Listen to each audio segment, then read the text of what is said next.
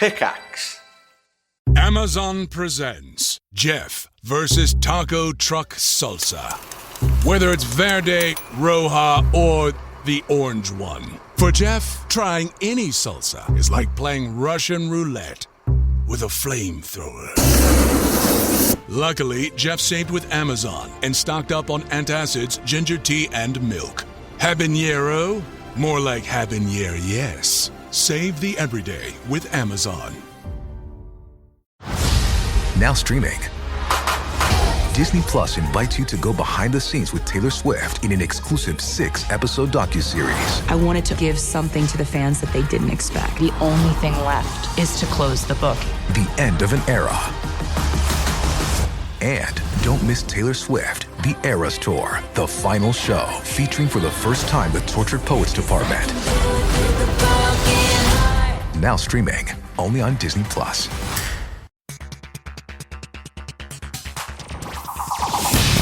Hey y'all, it's time for rolling dice and taking names. And y'all better hold on to your britches because this episode is chock full of game reviews. Marty and Tony review Moytura, Wispwood, All-In Predictions, Torchlit, and I will join Marty for a review of the new Arkham Horror Investigator decks recorded from the North Carolina State Library. Hello and welcome to Rolling Dice and Taking Names. This is episode 375. Holy cow, 375. Mm-hmm. Summer Breeze. My name is Marty. Take me away. I'm Tony. I am surprised we have not used Summer Breeze makes me feel fine. Well, I'm sure we have, but we had to do it. I mean, there's plenty of Seals and Cross, obviously. I mean, over in our Discord channel, someone mentioned, Seals passed away, right? Or was it Cross? Seals. One of them. I can't remember. What? I don't remember. If you're listening to this podcast, the music we listen to, people are dying. Okay? I hate to say it. Yeah, so it's funny. After that happened, I went, what's their biggest songs? And it was like Summer Breeze, obviously. And I think there was only maybe one or two others that I knew that I'd never heard. But no, we've never used Summer Breeze. We've used Hot Fun in the Summertime. Did they do that? No, Sly and the Family Stone. I'm just doing a quick search on our Excel spreadsheet that has all of the songs on it. Yeah. We didn't do anything. So we did not do Summer Breeze. Or we forgot to write it down here. But yeah, Seals and Cross, they were a big name. Big name. Nope. This is our greatest hits album I'm skimming through. Nope. It wasn't Seals. It was Dash Crofts that died at age 87. Nope. Man, you can tell we've been on vacation. We are so prepared and ready to go. Nope. Even when you look at their greatest hits, it's nope. Diamond Girl. Okay, Diamond Girl was the other one that I knew. These others, no clue. Well, I look at the Seals and Cross Greatest Hits album cover, and that is so iconic. My sister had this album, and I just remember that, these two bearded guys standing out on the beach holding, it looks like a guitar and a mandolin. I don't know. Yeah. And in front of a music stand. For some odd reason, I remember that very well. And I'm going to go check while you get us started here. I'm going to go see if the Hall of Fame finished their videos, video game Who Won. But I'm going to go check that, and we can put that also, talk about that today. So I'm telling you, man, we are prepared. Let's keep doing vacation. Well, let's explain why we are like, guys, what is going on? Because Tony and I, over the course of 2.5 weeks, have been traveling. You traveled for a week. I was in Oregon for a week, and our paths have not crossed hardly at all. We do have show notes, and then we start talking. We go, oh yeah, we should talk about that sort of deal. So it's like, guys, shouldn't you do a take two? We don't do no take twos around here. Please, that's for amateurs. We're nowhere near amateur. 13 and a half years, we still hadn't got rid of the amateur status. Nope. They have not. Okay, so we're good to go. Let's keep this show on the road. I do want to talk about, go ahead, jump into a game, and I'm going to go ahead and say this warning. I need you to do something for me. Me? All right. Or the listeners? You. Okay. You personally, you. Me. All He's right. pointing at me, y'all. I took Skyjo with me down on our trip to play with some my mother-in-law and some friends of her. They came over, and Skyjo, Simple game, right? Put 12 cards out. Face down. Face down. Everybody knows about golf. Flip 2 over.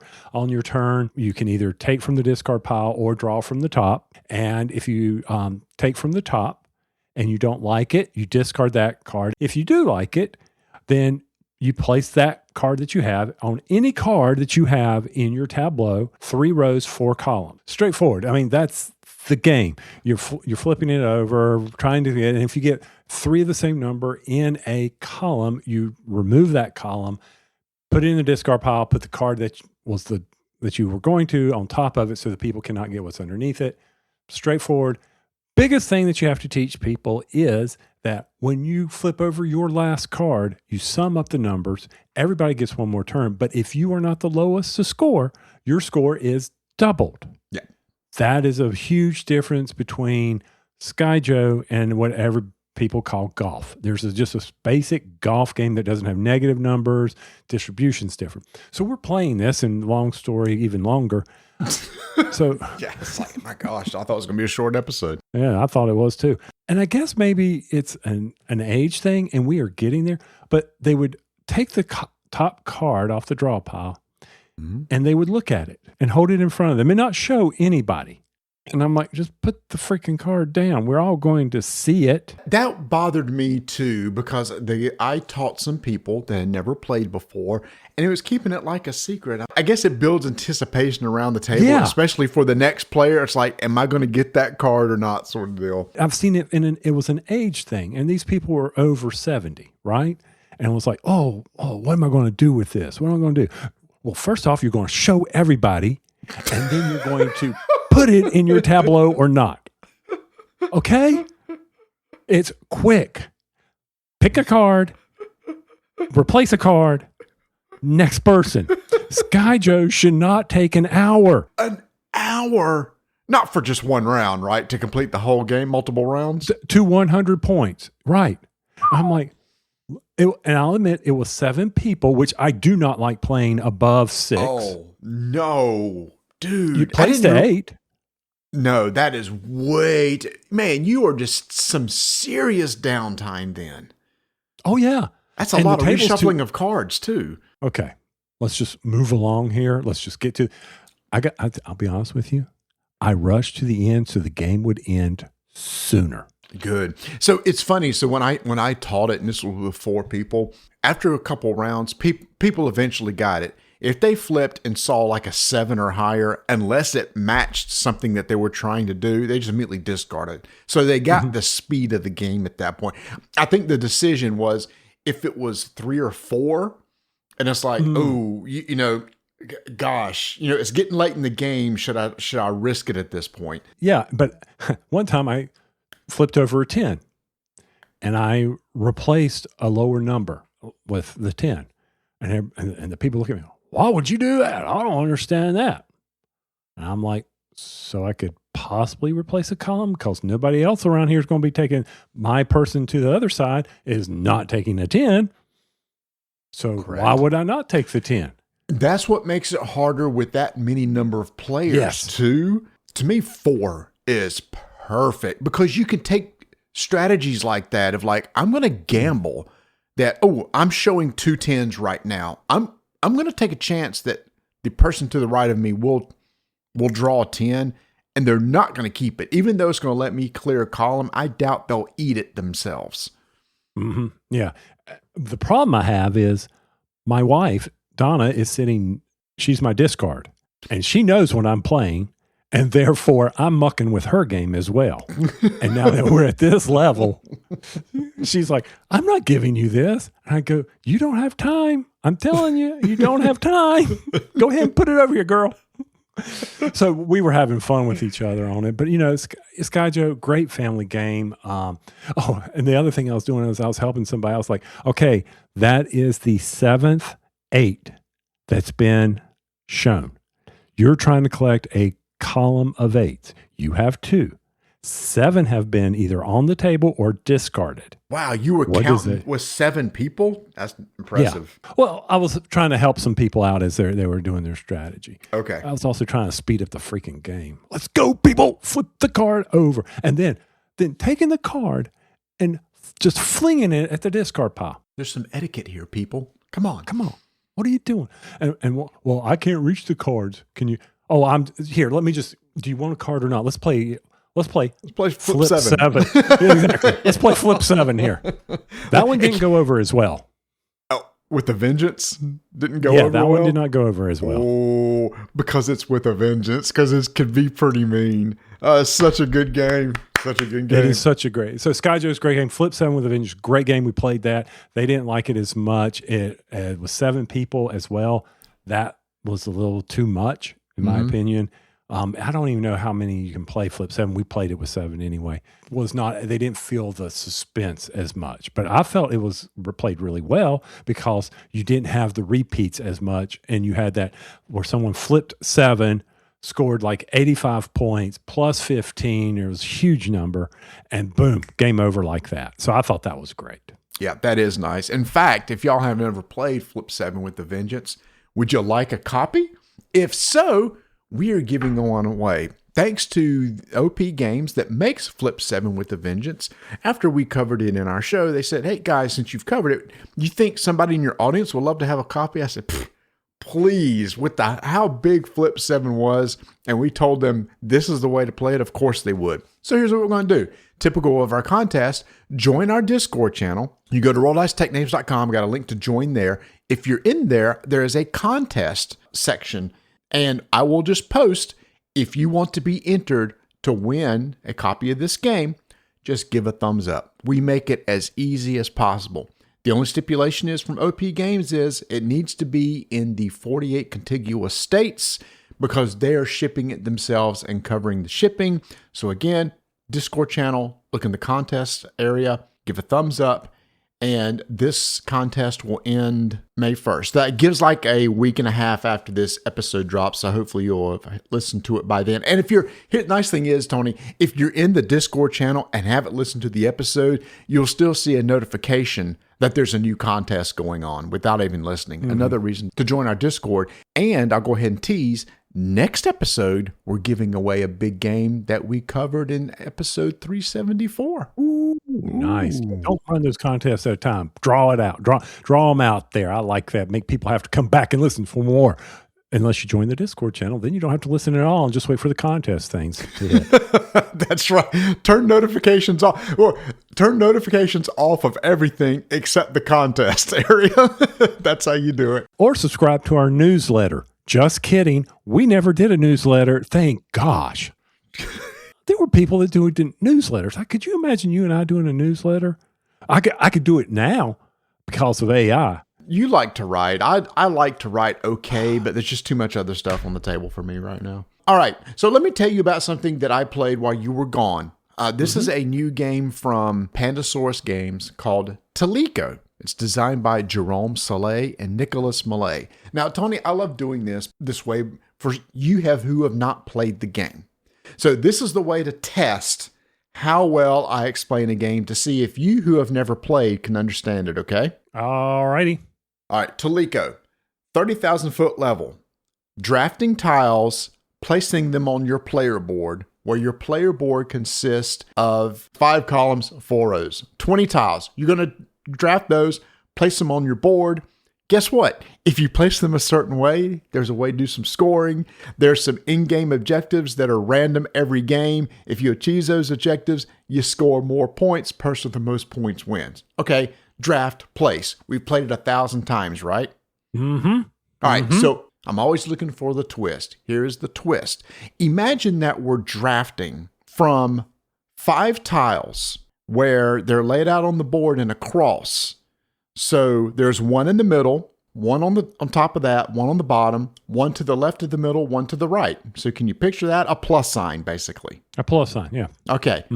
However, there is a dual layer board in the middle of the table that these tiles are in. So it's that at the beginning of the game, you pre-populate the board with 5 tiles. And the way this dual layer board works is you can see the top tile, the bottom tile, the left tile, the right, but not the one in the middle. It's hidden because it's between a hidden layer. And what you do on your turn is you're dealt a hand of your own tiles. And these are nature tiles. They're like terrain tiles. and you're going to take one of your tiles during your turn and slide it in the top, bottom, left, or right, and the tile that comes out the other side is what you get. So if I slide in from the top, it pushes the one out the bottom and I take it. But this dual layer board I'm talking about, each exit has a symbol. The tile that you take, you must put it on the matching symbol on your board. So that's the placement rule. Question. So Yes. I'm looking at this dual placement board, and as I push the tile, I see these little holes. So you can see 4 of the tiles, right? Yes. One of those you're going to push to the center. That disappears. Ding, ding, ding, ding. Okay. So part of this is a memory game. It's like, wait a minute, what was in the center? I just saw it a second ago. Mm-hmm. All right. If you put your tile adjacent to another tile that's the same terrain type, or that's called forest tiles, let's say matching color to make it easy, you have one of your player tokens that you're going to put on the intersection between those two tiles. If you place a tile, 2 different color tiles beside each other, you have 6 river tokens that you're going to place at the intersection of your tiles. So whenever you place a tile on your board, you'll place one of your tokens or a river token, depending on whether tiles match or mismatch. Okay. The game will end as soon as somebody has placed all their tokens and rivers. But Okay. over the course of the game, there's these other scoring objectives, these in-game scoring cards I had. It's, hey, if you can make a 2x4 or a 2x5 or get this certain pattern of colors or types, or get 6 rivers in a row in a contiguous line, all these little scoring options. And as soon as you do that, then you get to put 2 of your tokens on that scoring tile, which is another way to get rid of your tokens. It's a race at this point, right? The first person to get rid of all the tokens wins. Okay. That's it. What are Aurora tiles? Aurora tiles. So how you get Aurora tiles there are 4 different colors. Once you get 3 colors, same colors on your board, you earn the Aurora tile. And each Aurora tile does something different. Oh, with this Aurora tile, I can ignore the placement rule and place it anywhere I want on the board. With this Aurora tile, I can pick up an existing tile on my board and move it to another area. So they each do different things. But there's only 2 of them per color. The next one, somebody has to put down 4 of the same color to earn the second one. And if you've already earned one, you can't earn the other one. You can't have 2 of the same color, basically. And once you use it, it's a flip it over and you're done. So it's a one-time use per game. Okay. All right. I was wondering, as I was looking at the images over at Board Game Geek, I was like, all right, they said something about Aurora tiles. What's going on here? All right. So really, I mean, where the game is in the memory of the tiles.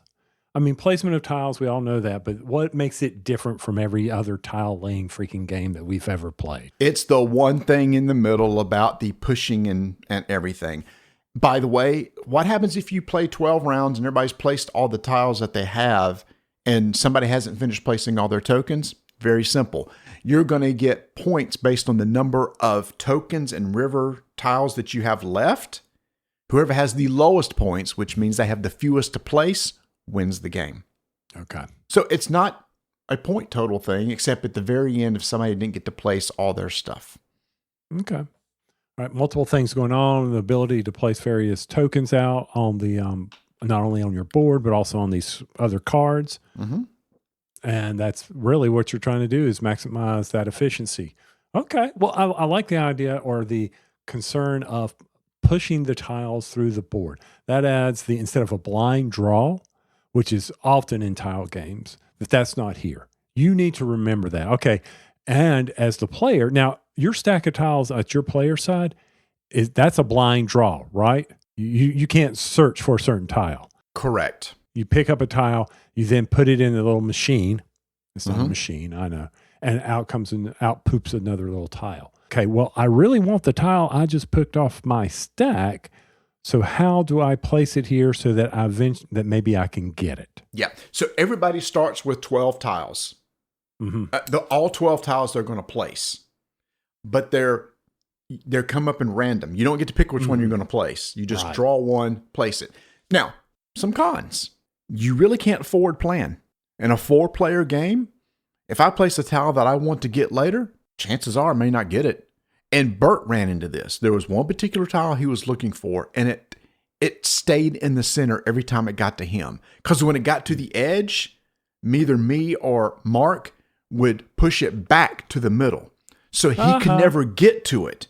And because it's a random draw on his side, he couldn't just put a bunch of forest into the board to try to have a better chance of getting it.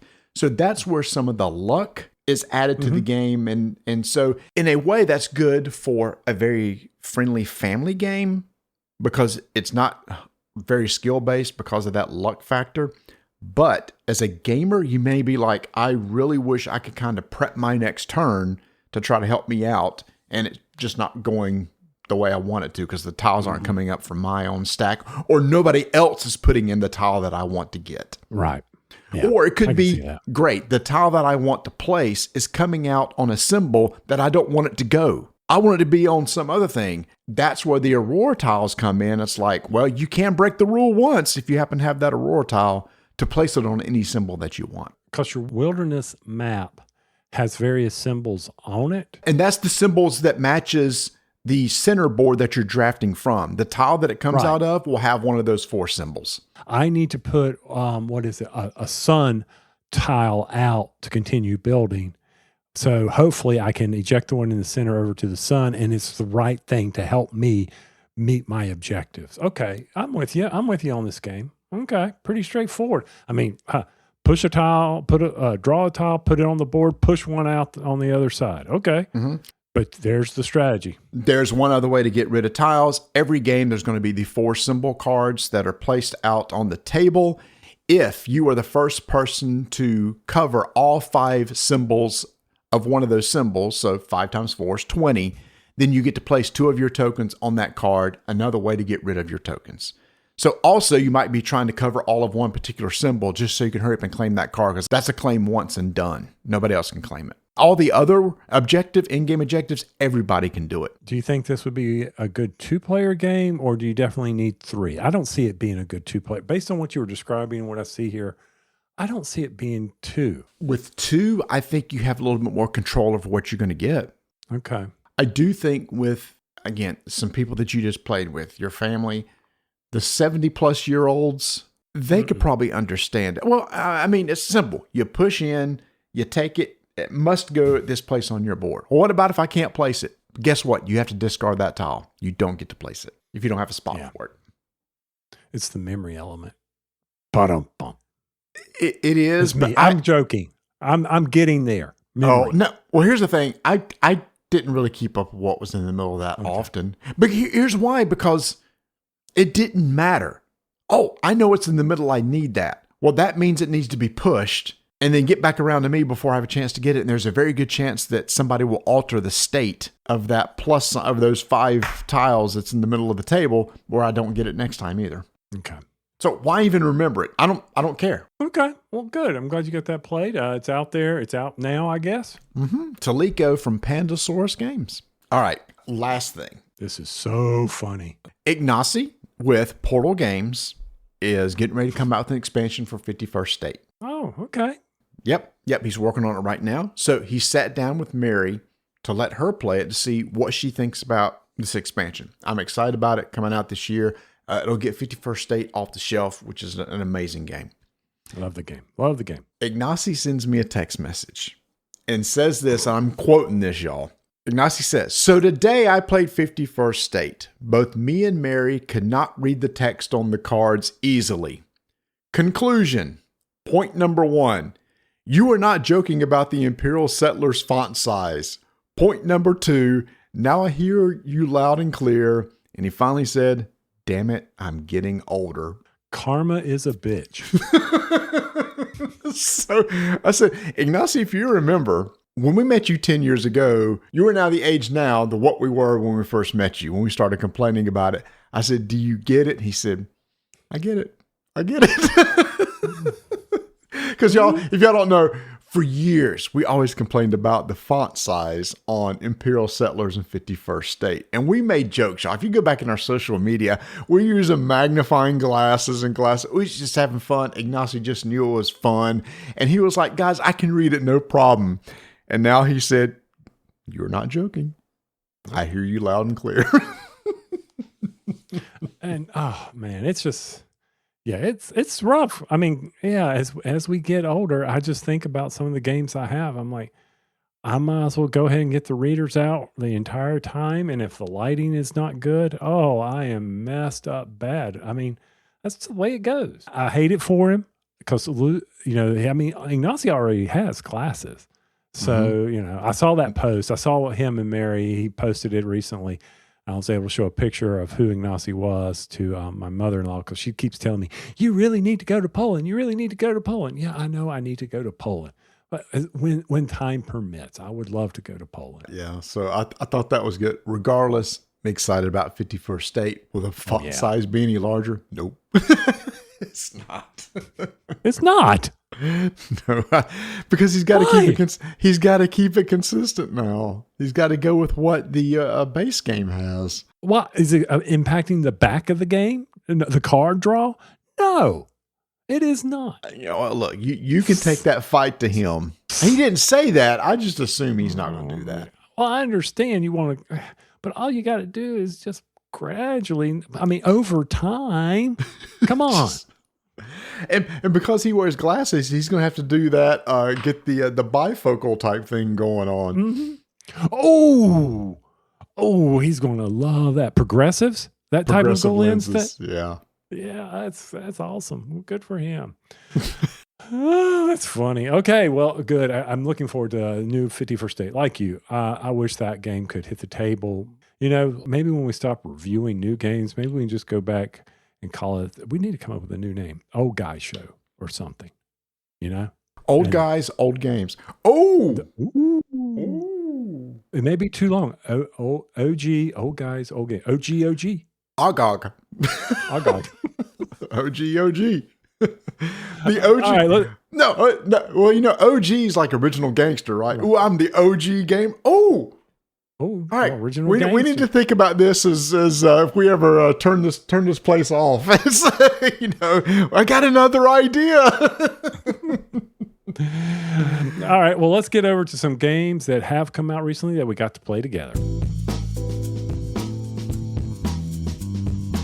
Hey, Tony, you know that game I just told you about, Tulikko? I didn't tell you what the theme was. All right, look, here it is. Deep in a northern forest, a firefox runs, and where its tail grazes the trees, the aurora borealis lights the sky. There's the theme of that tile placing game I was just talking about earlier. That firefox is pretty powerful. I've seen the aurora borealis. If I had known it was just that, I would have captured his little hind end and then been able to say, okay, this way I wouldn't have lost any sleep getting up every night when I was in Norway looking for it. But I tell you what, if you're searching for your next standout title to bring to game night, Pandasaurus Games is proud to introduce Tulikko. If you want to build a mystical wilderness from shifting forest tiles, complete clever objectives, and race to place all your tokens before anyone else, check out Tulikko, a fast-playing tile placement game for 2 to 4 players, plays in about 10 to 20 minutes, that is available right now at your local retailer, online, and pandasaurusgames.com.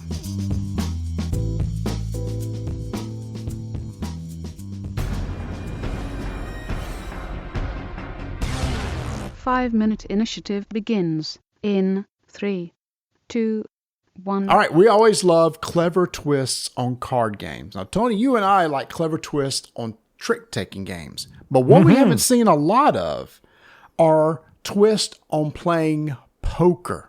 And that's what we got with the publisher Next Move Games, who made the game All In Predictions. You got 5 cards, you're trying to get the best hand you can, and you get money based upon that. After 3 rounds, person with the most money wins. But Tony, this is designed by Phil Walker Harding.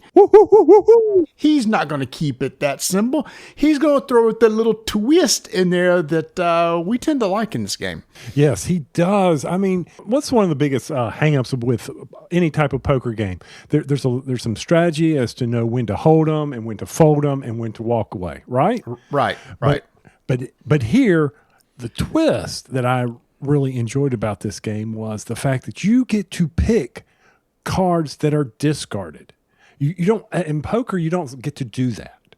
And that to me was the big twist, that when we were first talking about it, I'm like, wait, I'm going to be able to help build my poker hand That is pretty sweet. But how am I going to do that, Marty? Like I said, everybody's dealt 5 cards. This is a regular 52 deck of cards plus 2 additional cards, which are rune cards.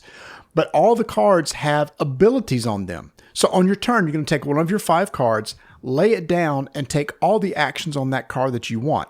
It could be draw cards from the card deck. It could be take a card that's been played earlier in the round, because when you're done with your action card, you must put it in the middle of the table. And that makes it available to everybody else. Or take a card from the discard pile, or just earn 2 runes. The whole goal is to or earn a rune or 2 runes. The whole goal is to get as many runes as possible after 3 rounds and win the game. So you're going to be drawing cards, trying to make the best hand, and at the end of your turn, discard down to 5 cards, and then the next person goes. However, there is, like the name of the game, if you feel like, because you have to get rid of a card, so if you think you've got a really strong hand, you can go all in, and then you're out. That's it. You can no longer take cards, discard, nor can you be targeted by actions, because there are some actions that you can look at your opponent and say, hey, what's your best rank right now? And you have to be honest, and they will tell you. Or there's one where it's like, show me 4 cards from your hand. Mm-hmm. And depending on the number of players, we're just going to say, it's 4 players. You have a tableau where you're going to put 6 cards down, and then you're going to start over and put a card on top of each one that's already been laid. And once 12 cards are on the table, that triggers the end of the round. So it is kind of a timing thing of, how many more times do I think I have to try to build the best hand? But after the end of the round is triggered, all of us have a prediction token that we're going to give to the person that we think built the best hand. And there's a pot off to the side. And if your prediction's right, you get a part of that pot. But regardless, everybody will get money or runes based on whatever your hand rank is, with obviously things like full house being higher than a pair, etc. So you get money from predictions, but you're going to get most of it from trying to build that best hand you can. Play this over 3 rounds and the pot keeps growing. You don't contribute to the pot. There's no betting or anything like that. The only betting that you're doing is betting on who's got the best hand. And hopefully some of the questions that were asked during the play will help you deduce who that is. Maybe it's you, maybe it's not. Poker faces come in, bluffing comes in. It's all part of this game. So overall, I enjoyed our play of it. I thought it was a lot of fun. I liked there was even suspense. I mean, in one of our games we played, I was sitting there. I knew I was behind in winning, but if I could have gotten that pot, I might have pulled off a win. Yeah, I mean, there's a lot to this. This is an under the radar type game. So if you get a chance, definitely give it a play. From my point of view, I'm really glad we got a copy of this. Yeah, and you mentioned having the option to go all in. That actually accelerates the round.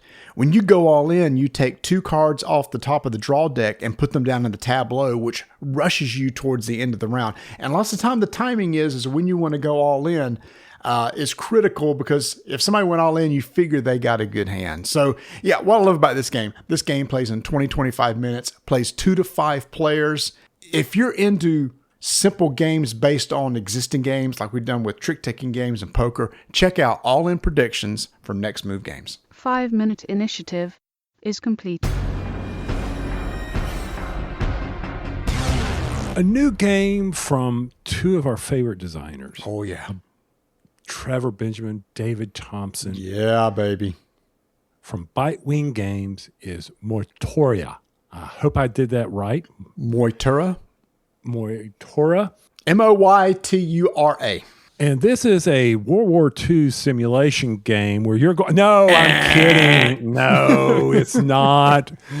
I think David and Trevor have broken from that. Maybe we've got us a game of mythology, fiction, where we are in Ireland and we are working with deities to battle back demons and monsters while we're trying to control the land. This is an area majority game where you are trying to beat your opponent, 2-player game, and whoever controls the land or has the most tokens on it will score points at the end of a round. Rounds, there's 5 phases in each round, and there's only 2 rounds. But here's the twist to this game, Marty, that I thought was really good. You got to kind of work semi-cooperative, because these monsters are also scoring points. And if they get more points than y'all, you lose. So here's the twist that I love. It's just not Tony and I going head to head. So the map is pre-populated with a couple of our tokens. On your turn, you're going to select one of the actions. All the actions have to deal with expanding on the map, taking a spot that you're on and then expanding from there, getting out more of your tokens. And the map is broken up into regions, played over 10 rounds. At the end of the 5th round, the map is broken up into colored regions where each one will score points based on the first and second of who's there. But Tony, like you said, it's not just you and I that we're competing against. There's also these monsters that are being populated on the board every single round after you and I take our turns. How do we put out these tokens on the board? There are these deities, and on your turn, you will activate a deity depending on where it is. There are 5 slots for these deities. One is always stationary. 4 other deities are moving across the board. So if I activate one of the deities and I say, okay, he's going to allow me to put out 2 of my tokens, and he has a special ability. Maybe the ability, and this is one of them, it says, based on where I'm advancing from or growing from, I can move 5 spaces away as long as they're adjacent on the sea. I'm going to do that. So I'm going to put out my 2 deities. 2 tokens. He now moves to the top of the stack. I did that for free. But if you want to activate ones that are higher in the stack, you have to pay worship tokens. And these worship tokens allow you to put out more tokens. And if they're the top 2 tier deities, you can also advance it. So then later you get to put out more tokens. But worship tokens are gathered from either collecting them on the board, which are pre-populated, or by defeating 3 monsters and turning them in for a worship token. So you're battling here or thinking, how am I going to get these worship tokens so I can do these better actions? Yeah, and the very first card that's always there, you're talking about the top 4 always rotated. The very first one always gave you a worship token, a worship cube, if you really needed it. What I loved about, you talked about the higher ranks. The highest ranked cards, the 4th and 5th cards, require either 2 worship tokens or 3. But what you're basically doing is you're upgrading those actions. So every time you take that action, regardless of where it is in the stack, it's going to allow you to deploy one of your additional faction discs. If you take the action in the 4th slot, it allows you to put 1 extra of your disc. If you take the top one, it allows you to put 2. But just think, when that thing starts rotating down, that action shifts down. Eventually, it may be free, which just gives you those bonus tokens that you took advantage of by advancing earlier. Now, one thing after I've taken my turn and Marty's taken his turn, the monsters get a turn. So we flip over card that has the monster, and based on its color, that monster will now expand as well. Now, when the monster expands, it follows a certain path. Depending on the color, will determine which one. It'll also tell you how many tokens it comes out. Now, this is, and this I agreed with Marty when we were playing this, fighting. Oh my gosh, so complicated. Once again, brilliant. How many tokens are coming into that land? Then how many exist of the other person? Subtract them off. Can rinse and repeat. I mean, so if I have 1 token there and 2 monsters move in there, I'll defeat one of his. He defeats one of mine. And then he stays because he has more than me. Pretty straightforward. Yeah, so that's what I love about it too. No dice rolling, no complicated combat. It's just literally tit for tat. Remove discs 1 by 1 till there's only 1 left or no bodies in there at all. And so the whole goal of the game is like trying to move and manipulate into certain zones to try, because some regions score more than others. Sometimes if there's like, hey, there's no way I can win this region, but if I can just get 1 of my discs in there, then I can maybe come in 2nd place. You talked about all the actions that you have. You talked about the one about going around in 5. 1 lets you skip 2 spaces. 1 lets you, when you expand, you can kill 2 monsters if you want for free. 1 lets you expand twice. So you're just trying to decide which one is the best for you that time. And Tony, I've played this with you. I've played this with Bert. And we lost to the monsters both times because we kind of took care of our area of the board, but the middle of the board got saturated with monsters and they ended up winning. Yeah. And once they start coming out and start growing, it felt like felt like a pandemic situation of a breakout to me, you know? But now I will say we did have a bad draw of the monsters where we had back to back to back green, and we should have worked better together, but you weren't in position to come down and help me battle the monsters, and I wasn't in a position with I needed the worship cubes. So it's a puzzle. Hey, because I got to score points, but I'm spending all this time battling these monsters. I mean, that's the strategy. That's the challenge that you're going to face when you play this game. Yeah, so like I said, after the 5th and 10th round, you're just going to evaluate each region. Whoever has the most gets the highest points. Whoever has the second gets the second most. And then ties, you're going to end up splitting the points. After the 5th and 10th, after 2 scoring, so whoever the most points wins. Trevor and David really come up with these really clever games, area control, maneuverability. Of course, they did the series Undaunted. So they know how to take something and make a simple game, but really give a lot of different twists and ideas. And the 2 things that really stand out about this to me is, 1, the revolving actions that you'll take, it'll shift to the top. The ability to upgrade those actions, if you have enough cubes to upgrade them if they're at the top of the slot when you take it. And the monsters. The monsters is the big thing for me. It's just not mono a mono. We got to deal with this third faction that could possibly take the game from us. So sometimes, I'll be honest, the area majority type games like this, some of them just don't hit with me. I really enjoyed this one. It gave me the vibe of Small World, and I like the fact that there's this semi-cooperative in this game. Yep. So that is Moytura from Trevor Benjamin, David Thompson. This plays in like 30 to 45 minutes. 2 players. If you're looking for a good, quick, easy to set up 2-player area control game, check this one out.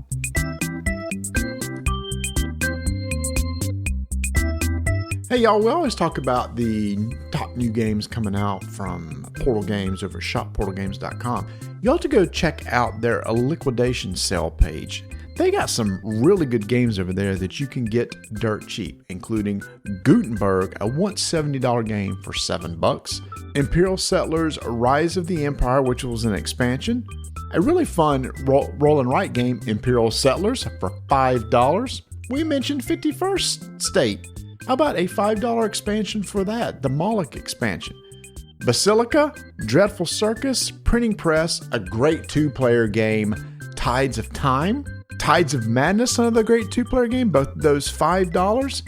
You can get all that over at shopportalgames.com. Again, go look at their liquidation sale, because once those are gone, that's it. Because Tony, if you go look at the other board games they have, it's like a lot of these just sold out, not being reprinted. And I'm telling you right now, we've covered probably all of these games. Go back and look in our catalog. And I know some of the ones that were highlights for us were Dreadful Circus, Tides of Time, and Imperial Settlers Roll and Write. All those are really good. Now, 2-player card games are in. These are games that are old and they are still amazing. So head over to shopportalgames.com and click on Liquidation Sale. Hello, listeners. Marty and I are going to be doing some Miskatonic ASMR for this episode. We are sitting in the library, ready to meet with some investigators. Okay, now, Marty, you got to stop because I'm about to bust out laughing. We are truly in a library. That's right, y'all. You started with ASMR. Well, we do have to keep quiet because we are on the holy campus of NC State University. Did you say holy? I did. Man, could y'all hear that eye roll?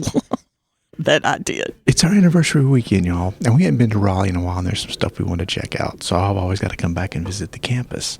And we have some brand new Investigator decks from Arkham Horror that we want to check out and tell y'all about. So Vanessa had the great idea, hey, the first scenario we played was in Miskatonic University. Why don't we go to the library at NC State and play? What is wrong with me and these ideas? Because we have walked all over this campus, and we are very tired, very thirsty. So we are here now, set up in the study hall in the basement of the DHL library, and we're getting ready to play. And what we do, we thought we'd introduce it, play the game, and then we'll come back and give our thoughts. We're focusing on the new Investigator decks, and let's just say who they are. Tommy Muldoon, Carolyn Fern, Marie Lambeau. Oh, I was going to say her. Say her. Because you have to say Marie Lambeau. Miguel de la Cruz, and Andre Patel. Each one is one of the different archetypes. So last time we did a review, we reviewed the play. We reviewed the core game set. The core game set. And now these are new investigators that have come out for that, and we're playing with new ones than we did last time. Yes, and we're playing the second scenario from the core set. And these decks are helped to not only get somebody started into the game, but has additional cards in it for building your deck as you go. So some of these cards will be able to be combined with the cards that was in the core set. Okay. So let's crack a couple of these open. We'll play the game and come back and tell you our thoughts. We will be back. Several hours later. Whew, I'm tired. We can't do any funny ASMR because we just got our butts kicked. Well, I think things were going well. And they were going until Carolyn pulled out the fire monster. So now the last scenario found us a flame in Arkham. Like, yes, the university was in flames. Mm-hmm. So we fled. Mm-hmm. We met up with Dr. Henry Armitage, the head librarian. So now this scenario, he told us we had to go find suspects that may know where our friend is. Yeah, exactly. Yes. It was a great scenario. Yes. The basis of it was to get clues to go and talk to people. Yeah, which I love. I love the ones where it's not just fighting. It's like doing other things. Yeah, but it was a lot. You had to get 4 clues. Then you would talk to them. Then you had to get a couple more to talk to them again. Each one of them had their own personality of like, yeah, you had to shake them down in different ways. Yeah, one, you had to kind of pay them off. One, you had to kind of rough up a little bit.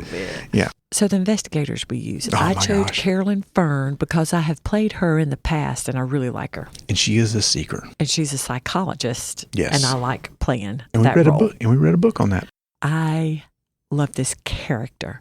Her deck was pretty awesome. Oh my gosh. I was jealous of Vanessa. She was playing this deck because the combos in this deck are so well done. It is, hey, if you do this, you'll take some damage, but if you heal damage, you get this bonus. So it's a very much a risk reward.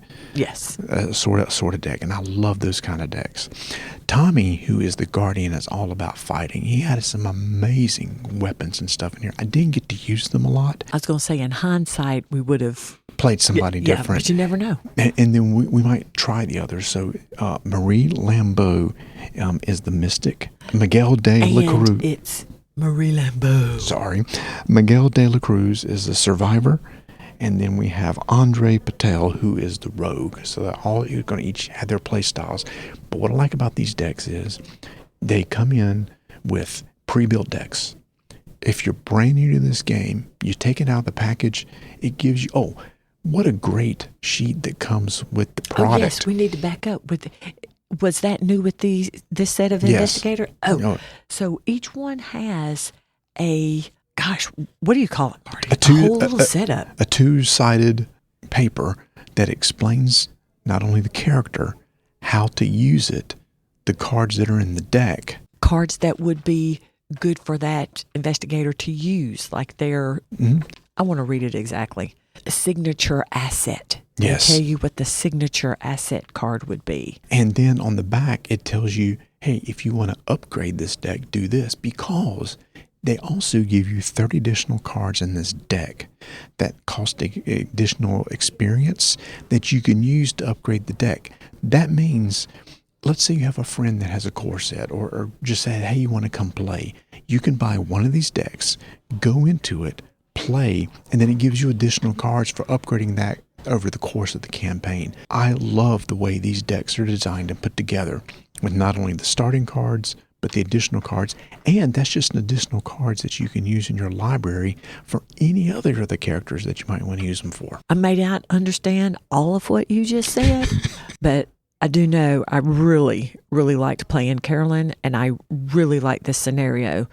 So how can we talk about these cards? Like you said that Carolyn had her little engine going. Engine, thank you. I lost that word. I did. I had an engine going, but there were other cards that I wanted to play that we never got to because this scenario really kicked our tails and it was the easy one. Well, it's... So here's what happened. Within the scenario, we had an option to resign. You could resign anytime you want. Now, is that typical for all of them, or is this something you've never seen before? You can always resign as an option. There's always going to be a bad resolution if you do, but you can always resign. What I liked about this is like try to talk to as many people as you can. The more people you talk to, the better you're going to know who is probably doing all this. And what happens is during the resolution, it'll go, okay, how well did you do? How many people did you talk to? If you didn't talk to a lot, then what's going to happen is that's going to make the next scenario even tougher. What I'm hearing is the next scenario is going to be tough for us. It would be. However, I wouldn't mind rewinding this one and open up another couple boxes of the investigators and try the other investigators. With the very same scenario that we just did. Because now we understand the scenario, how it plays and everything. Like you said, Tommy didn't have a chance to fight a lot, except for me for a couple times. Again, his weapons and stuff were really cool like that, but I would like to see what the others do. And then I love that with these decks, I can just, at the end of the scenario, it'll say, here's how many experience points you get. And those are the points you use for upgrading your cards for the next round. So here's what I like about the Arkham games, like the board game and then now this one. So Tommy didn't get to fight. So we had suspects that we needed to interview, and they were face down, random that we got them.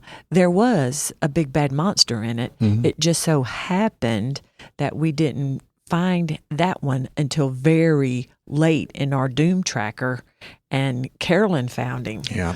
Whereas he could have been the first one that we drew, and you had him, and then you would have been fighting. Yes. And It'd be a totally different game. Exactly. Then I would have spent my time doing something totally different. I love these random scenarios like this where every time you play, the order that stuff resolves. Yeah. And also the people that you talk to changes. At the beginning of this scenario, there's one random person put aside.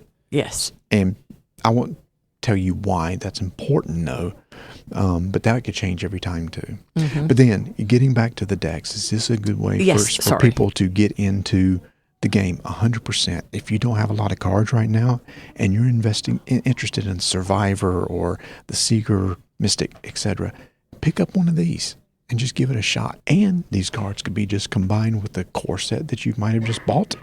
Because they have cards in there that can be also used to upgrade these decks. And so each one of these investigator decks you buy separately. Correct. And how much are they? They're $18.99. Yeah. That's really good, y'all. That's awesome. $19, you're just, if you don't even have the core set and a friend. $19, you're opening up a deck of fun.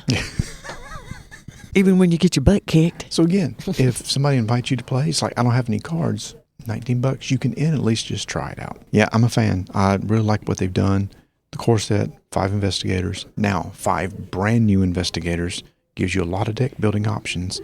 The next thing that's going to be coming out are the short scenarios now. Oh, can't wait. So now what they're going to do is come out with, instead of investigator cards, it's like, okay, you have some now to play with. Here's a new campaign to play through. I was going to say I have a dumb question, but there are no dumb questions. None. So these investigators can be played with both core sets or just the latest core set? Fantastic questions. I've seen people ask that. Yes, these are 100% backwards compatible. Gotcha. Take these. If somebody's playing the old Dunwich Legacy from the very first set, that campaign, take one of these in there. It's valid. It makes them double awesome. Yep, it does. Again, if you're new to the game, this is a way to get into it.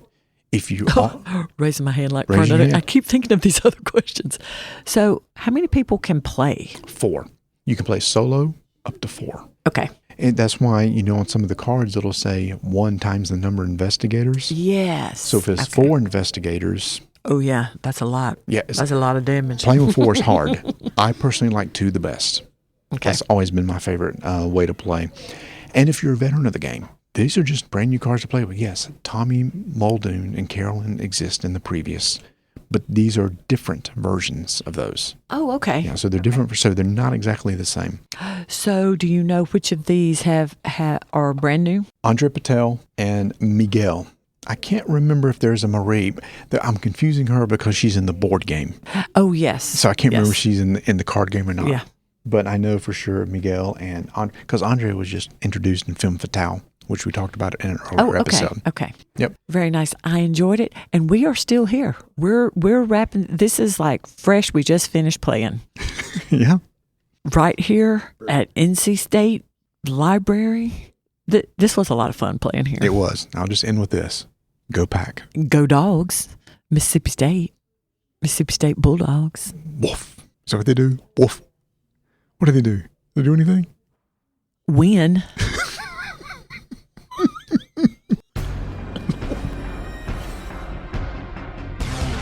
Five-minute initiative begins in 3, 2, 1. Back at Gen Con, we got to sit down with CGE, and they previewed a game that was coming out called Wispwood. Tony, this is another draft and place style game. It's the rage. It's the rage. We got some tiles. We got some cats. We got tiles and cats. We got weird shapes that we got to deal with, and we're trying to build grids over 3 rounds. Yeah, score some points because we got these score tile cards. Yeah, there you go. You know what you're going to do. To Marty's point, so in Wispwood, on your turn, you're going to see a board populated with these wisps. There are 5 different colors, and they have, I'm going to use the word factions, okay? There's a pumpkin, there's a witch's hat, there's I think a heart, there's this thing that I would consider when I play Guild Wars 2, these spectral orbs coming at you. Mm-hmm. And what you're going to do is you're going to remove that wisp from the circular board, and when you lift that up, on either side of that, there is, Marty, what's the word I always screw up? Orthogonal? No. Or polymorphic? No. What's the word? The shapes, the tetra shapes. It's not really Tetris because some of them aren't 4, but it's Everybody's yelling at us. Yeah. Anyway, so what you're going to do is there's a shape to the left and right, and you're going to take the wisp and then grab face down wisps, which have forest on the back. And you have to recreate that shape. Maybe it's 4 in a row. Maybe it's an L. Maybe it's a little T. And you got to put that on your board.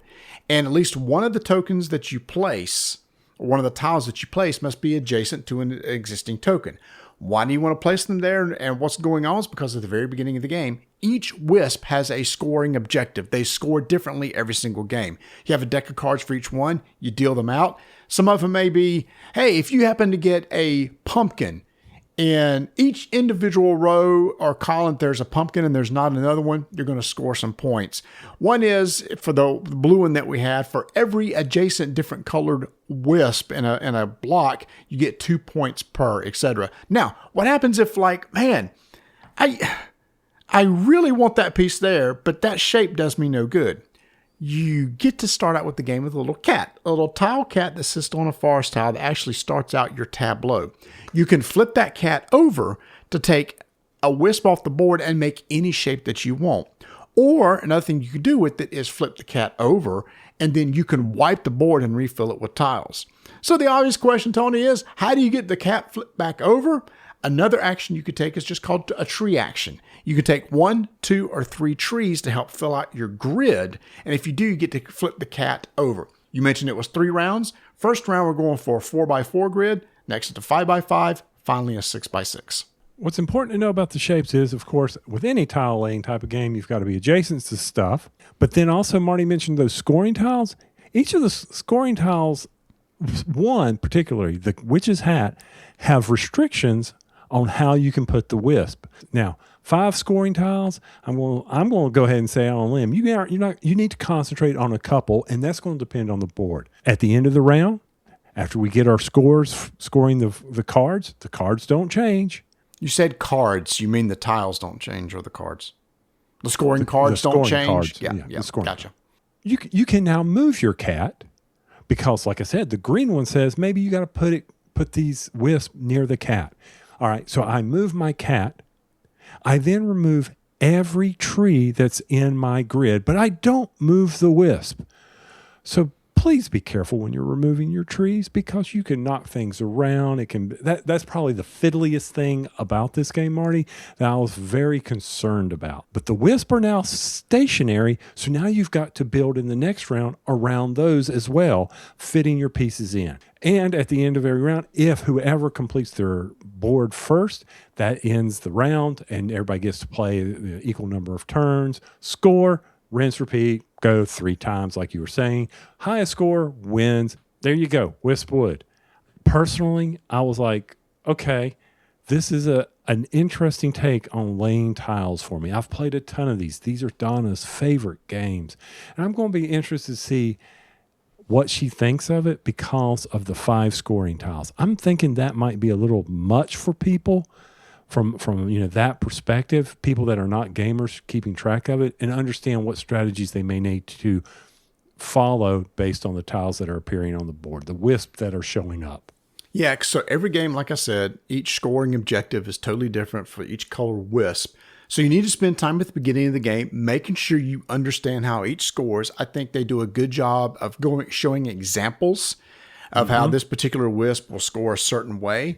It's just one of those things you got to keep in mind as you play, because it does change every game. You may think, oh, that's right, this one scores this way. And you go, oh my gosh, idiot, that was our last game. This one scores totally different. So you do have to be cognizant of that as you play. By the way, you can also get bonus points if you happen to fill out your entire grid. If you happen to fill out your 4x4, 5x5, 6x6, you get bonus points based on top of that. For a tiled drafting game, I think there could be some AP, Tony. We were kind of seeing this of the stuff that's out there. And as you start to build out your board, it's like, if I draft this wisp, how can I fit this shape that I have to build on my board to make it work the correct way so that I can score as many points as I can? Yeah. I will say, when it comes down to scoring, they give you a very nice score pad. But I do want to say kudos to CGE for giving us an app to be able to help us score. That's always good, so it can help check everything for you. Like I said, overall, it was an interesting break from the normal tile placement games that I'm so used to. Patchwork, Calico, all these games that I've got over here. And at least it will give me a break from playing Carcassonne with Donna every once in a while. Yeah, good reference is patchwork, right? Because you're drafting a certain shape that you're putting down. You're really kind of doing the same thing here. It's just that the wisp that you take, you want to make sure it fits within that shape correctly when you put it on your board in order to try to score some points. So that is Wispwood from CGE. 5-minute initiative is complete.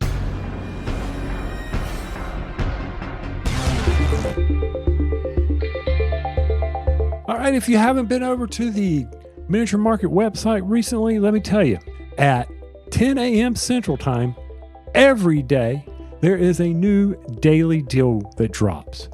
Go ahead and set your alarms. It's not like we can't tell certain devices to remind us or whatever. You might pick up something that you really, really need. Like right now, they're doing the Resident Evil 2, the board game. That's the daily deal for when we're recording today. But be sure to check it out. Set that reminder that at 10 a.m. Central, the daily deal drops over at Miniature Market. They've also been working on their website a lot. And they've got this new front page going on where they've got the new arrivals. They've done a lot better classification, organization, categorization, top 10. What ones are in the top 10? Oh, something we've talked about. The old version of Flip 7 2nd edition is out there.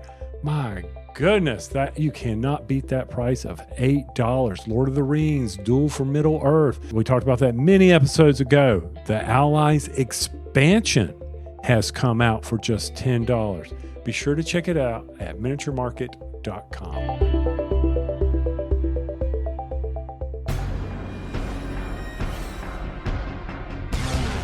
5-minute initiative begins in 3, 2, 1. Torchlight by David Spolinski from All Play Little Dog Games.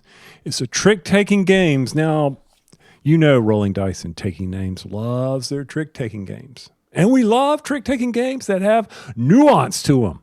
This is about exploring a dungeon. And this game is brimming, overflowing with nuance. Marty and I were sitting here for about 7 minutes out of our 5-minute initiative trying to figure out how to explain this bad boy. And I'm just going to give it to you straight up. It's good.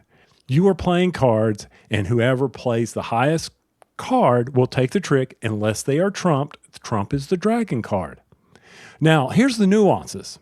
The nuance is you've got explorers moving through the dungeon, and you want those explorers to move through that dungeon because at the end of the round, if your explorer is sitting in a dungeon that has a whole bunch of cards underneath it, they get a lot of points.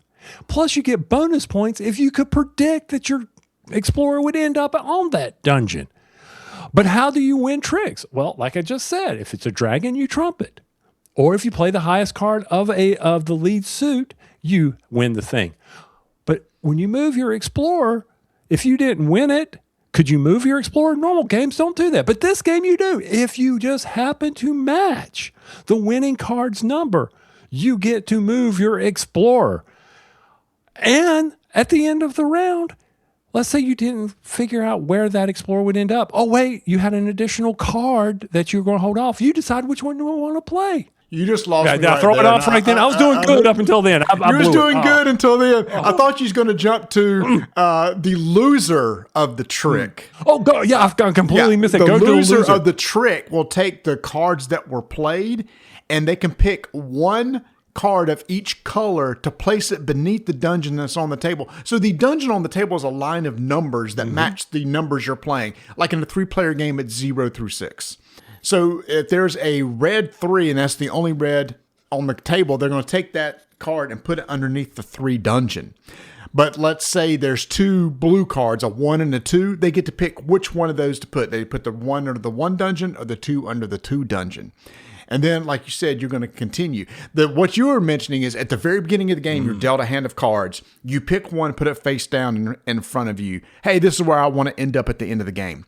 But in the very last round, you could take the final card that's in your hand, look at the one you put down at the beginning of the round, and decide which one of these do I think I can shoot for to try to end up at the end of the round. Because if you do end up on that card, you just going to get a ton of bonus points. Right. So here's what I'm going to tell everybody listening right now, if you hung in there with us. If you like trick-taking games, and you like trick-taking games that have that nuance or that little spin to them, give this one a try. And when you're teaching it, just play one hand and reset. Kind of help go through that. Because it took, we were sitting there learning this, playing this, and we were like, wait a minute, how's this work? And then we started complaining, well, how will I ever know which dungeon I'm going to end up on? Yep. That's the nuance to me, Marty. Yep. That's what kept me enthralled by this game. Enthralled. That's where I was. I was like, how am I going to do that? I got to break this mystery. I love trick-taking games. Oh, but by the way, if let's say you get to dungeon 6 and you progress, you wrap around to 0. All right, so you just keep stepping up by 1, but once you get to the end, you'll wrap around around to the beginning. So I started going, all right, last game I ended up around 5 or 6, so that's going to be my guess. But as I'm playing the game, I'm looking where I currently am and trying to hold back a card that I think I can actually get to in the final round and then swap it with the torch card that I played, because those points are big. Like, you really want to try to get that. Yeah. So, and then the whole thing of matching the winning card also gets you to move, just adds another element of strategy to the game as you play. But you still overlay normal trick-taking rules. You've got to match suit. And that, okay, do I want to short suit myself, meaning do I want to shed off cards? Possibly not, because maybe I can match. Or, oh man, am I real heavy in certain amount of cards? Do I want to try to run it and then I'm running down the dungeon? Oh wait, somebody, and this is what frustrated me, which was why I enjoyed it so much. I had all the high cards one time and we're playing and I'm like, man, I am going to run this dungeon. I am going to run flying through this thing and collect all the loot. And yet I'm leading it out. I'm doing okay. And then suddenly the wheels fell off when I got trumped. And I'm like, crap, I know better than this. But it looked like I could then come back and gain it.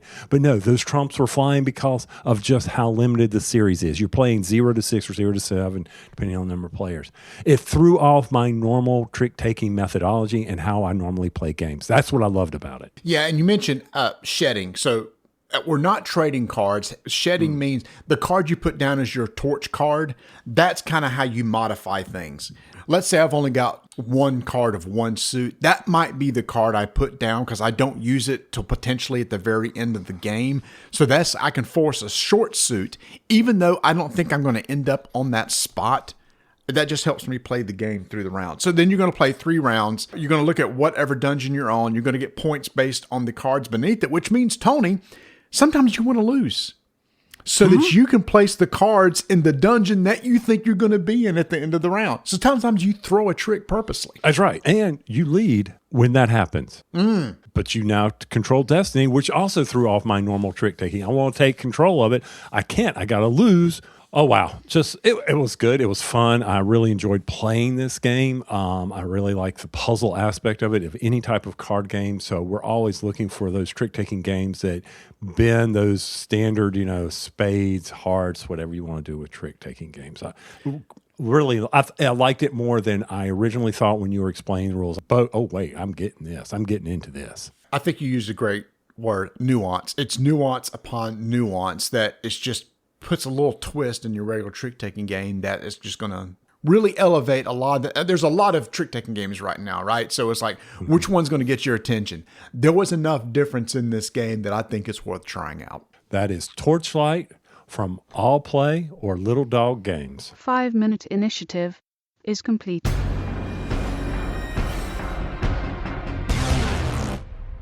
Now, at McDonald's, wake up to a $4 breakfast meal deal. Wake up to a sausage McMuffin or a sausage biscuit, to hash browns, and wake up to a hot coffee. Get your $4 breakfast meal deal. Limited time only. Prices and participation may vary. Prices may be higher for delivery. What is it we're doing with Star Wars? We're playing progressive? Is that what we call this? Escalation League. Escalation. All right. I pulled my next 3 packs. Well, hold on. What's an Escalation League for those who don't know?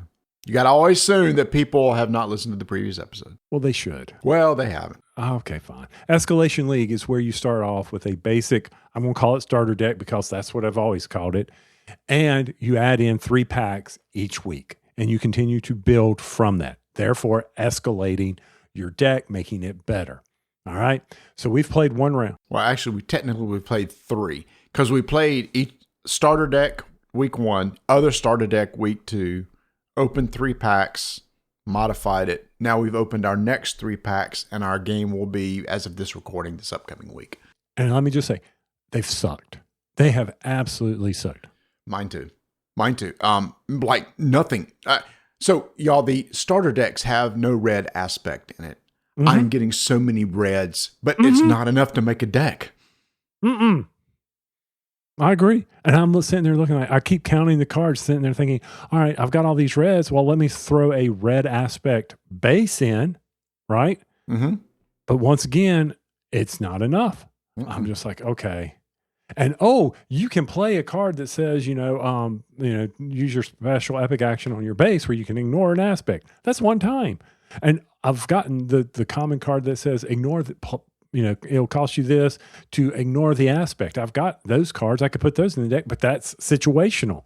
I'm just like, man, things are just not, and the cost of some of these cards I'm pulling, I'm just like, in our thing, we'll never get there. Never get to this. And also, it's hard to make a deck, just a bunch of single cards. You can count on nothing showing up. Sort of deal. Last week when you weren't there, Bert and Mark were testing out their new decks. And Bert pulled the leader where you can ignore the rebel aspect. That opens up a whole nother color for him to play with. Because that now gives him 3 different color aspects, which opens up his card pool. I'm like, if I would have had that, I for sure would have gone that way and just made a rebel deck, because then you have access to all 3 of the single color aspect cards for free. For free. There it is. Yeah. So it's like, dang it. That's a good one. That's another thing too. If you're pulling leaders that just don't work in this sort of league, what do? I'm pulling the same leaders. That's what's killing me. That's the worst. I got 2 of the same. I did get 2 of the same. Oh man. Yeah, I've got, what is it, the Vader, based on the number of cards that you have in your hand, you can discard and get that number of points. I'm like, well, that's red. Thank you. And yes, we are whining and complaining about SWU, and we can do that. But so if you haven't played the game, it's a great game. Don't get us wrong. Find some buddies, get you some Star Wars Unlimited decks. Just see about enjoying it, especially if you're in the Star Wars universe. We're really enjoying it right now, especially the new ones. Even though that we're whining about it, we're enjoying this new series that's out. Expansion. Thinking about this, it's giving me an idea for a video that I'm going to start scripting out. It has to do with board game communities, finding people to play games with and stuff like that. In the general board game community, it may be, hey, I like to play Root. It's like, I hate Root, but hey, that's cool that you got games. It seems like over the years that we've been in this now 26 years, some of the best communities are built around what we call lifestyle games. A game that you get and just play over and over again because of stuff like this, Tony. We talk about it in the middle of the week with each other. Then we get together and we play the same game and we get better at that game. And there are other people's playing the same game. And you got an immediate connection. It's like, what do you play? Oh, I play SWU. Sweet. I play SWU, sort of deal. And in the stores, the communities in stores show me a place that's not like this, a store. I mean, there may be out there where it's built around a TCG, a miniature game, an RPG, or even very niche board games, historical war games or war games. Or there might be a group out there that only plays Root sort of deal. So anyway, talks about the idea of how if you really want to get involved in a tabletop community, look at lifestyle games. And there's going to be a follow-up to that when people say, oh, well, TCGs are too expensive. I also have a follow-up video to that where there's a way you can play TCGs without breaking the bank. And Tony and I have done it since day one. And I'll show you how you can do it. There you go. All right, show notes, concert. What about a concert? What, did you go to a concert? Have you ever been to the Amp in Ballantyne? Y'all, we're talking something local here. The Amp? Oh, it's right beside you. You know what the Amp is. You work right beside the place, right? Went and saw a concert there last night. Oh, nice. What an amazing outdoor venue. It is. It is really nice. So for who I went and saw, I'm going to throw out 3 names that probably most of y'all have never heard of. One is Victor Wooten. It's called the Wooten Brothers. Victor Wooten, if you ask a lot of people who their favorite all-time bass player is, some people will say Victor Wooten. He's one of the guys that's just that good. Always been on my bucket list to see him. He used to play with Bella Fleck and the Flecktones, if you ever heard of that name.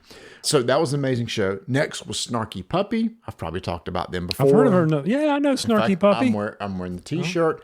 Second time I've seen him, another amazing group. And final was another one I wanted to see, a bucket list. His name is Corey Wong, a funk guitarist, an amazing job.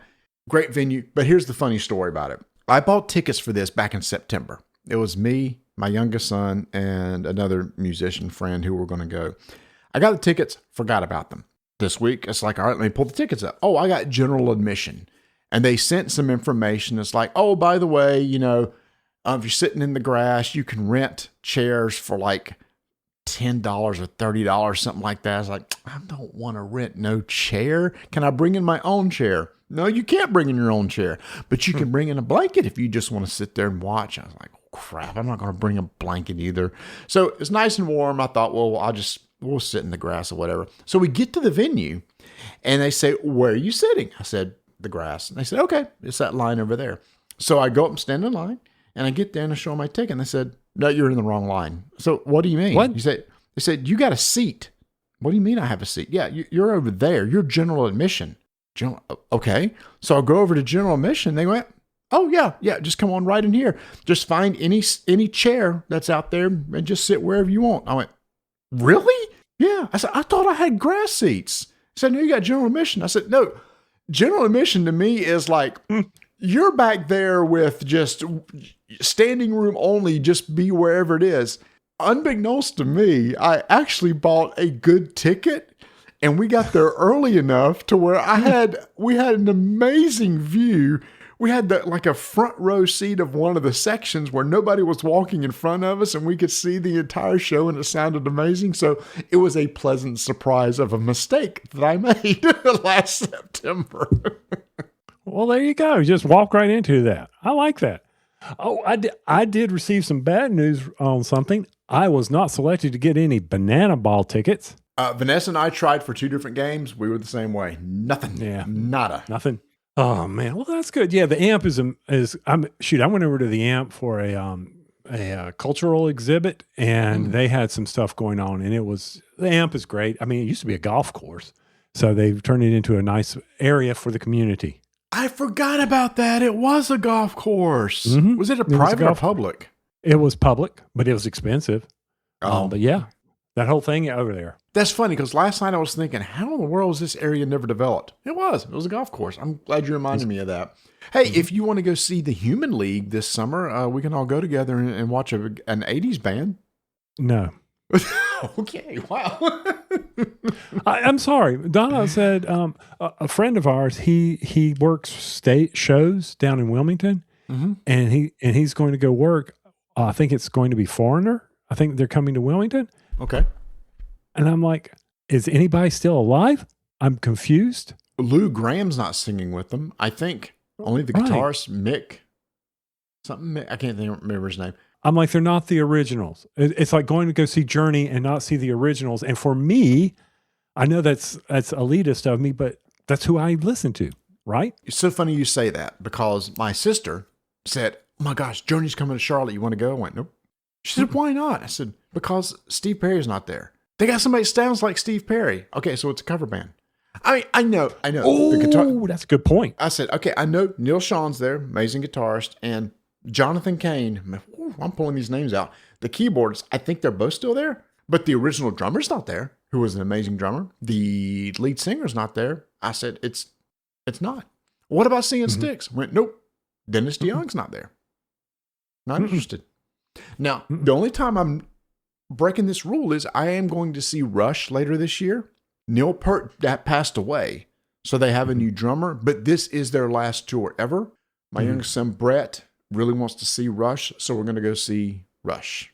All right. Well, we said it's going to be a short episode, but two more things I want to cover. First off, I'm going to give you a number, and I want you to tell me what I'm talking about. All right? You ready? All right. Yep. $19,997,075. What am I referencing? Hold on.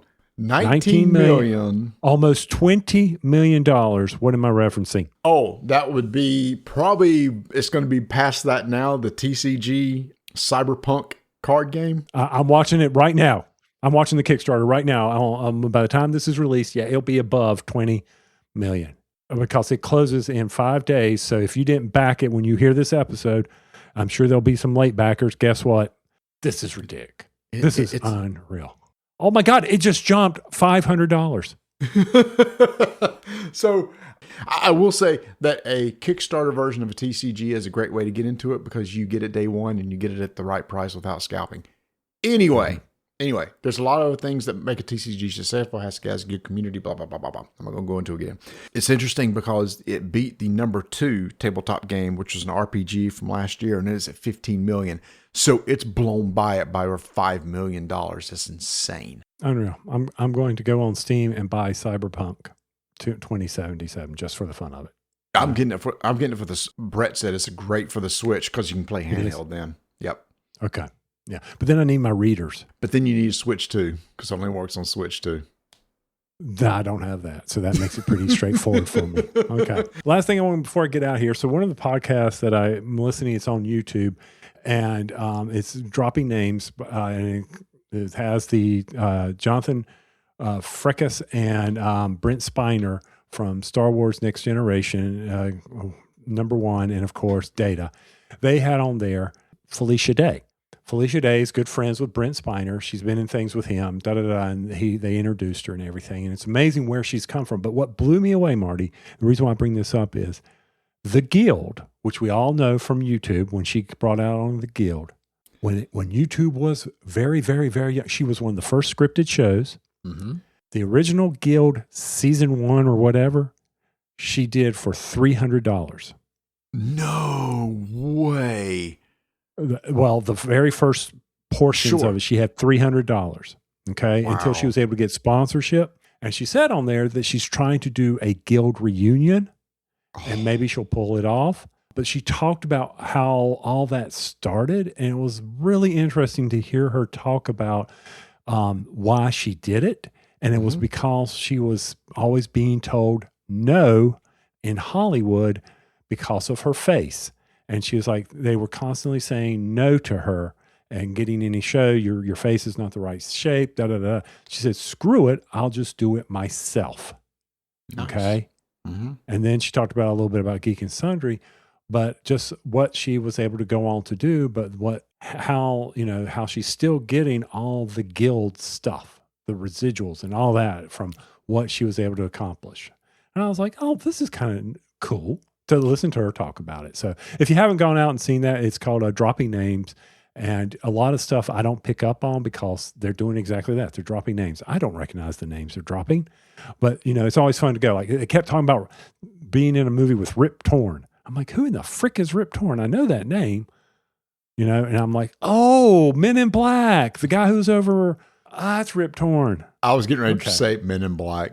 Yeah. So if you've never seen the Guild, I'm sure it looks dated now, but I was hooked. I was waiting for the weekly drops. It was so new on YouTube to have a scripted show like that. I love the topics. The characters are well done. So I would welcome a reunion. If it has the original writers, original cast and everything, that would be really, really good. And she was the writer, I think. I can't remember. She probably was. I mean, or she probably the has very some first help. ones. Yeah. Yeah, the very first ones. Yeah. I mean, I was just like, get out of town. I think I'm remembering it correct from listening to the podcast. You know how things come and go. But anyway. One reason I went to that first Gen Con I did was so I could meet her and the cast and get their autograph. Oh, cool. And I have a picture with Felicia Day. Oh, from that's that neat. At Gen Con. She's now a mom. Yes. Yeah. Yes. So yeah, I met her 16 years ago. Holy cow. Wow, that's pretty long ago. Oh, here we are. We're at 20 million. Dang. Oh wait, we just dropped below. It's now 19,999,41. And here's the thing is, last day everybody's jumping in because I haven't put our order in yet. So I still got to put our order in. All right. With that, keep rolling dice and taking names.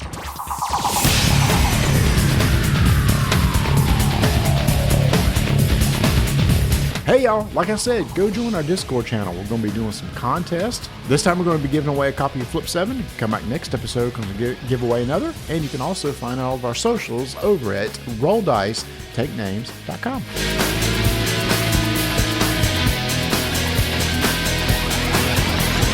So Marty, why is Bigfoot sometimes confused for Sasquatch? I have no clue, but Yeti never complains.